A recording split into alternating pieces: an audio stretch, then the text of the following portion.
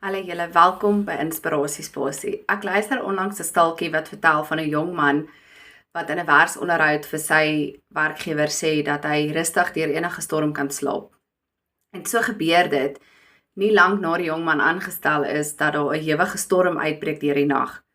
En sy werkgewer roep na hom en soek hom om te kyk of hy veilig is en te kyk wat aangaan. En so vind hy die jong man vas in die slaap, rustig deur die storm slaap.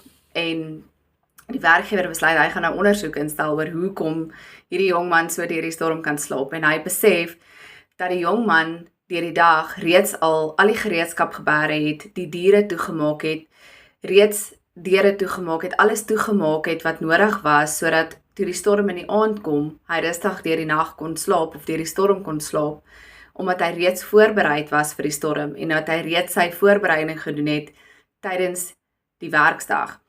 En so kan ons ook voorbereid wees en rustig slaap wanneer ons lewe geanker is in Christus. Ons hoef nie bang te wees vir die storms in ons lewe wat kom nie, omdat ons weet dat die Here die kalmte in ons storm is. Die Here kan die storms vir ons stil maak. As jy die Here jou hoeksteen maak en jou anker maak, hoef jy nie bang te wees nie. Die Bybel is jou voorbereiding. Die Bybel is wat jou voorberei en toerus om deur elke storm te kan staan. En ons lees in Psalm 107 vers 29 wat sê, hy het die storm stil gemaak en die golwe het bedaar.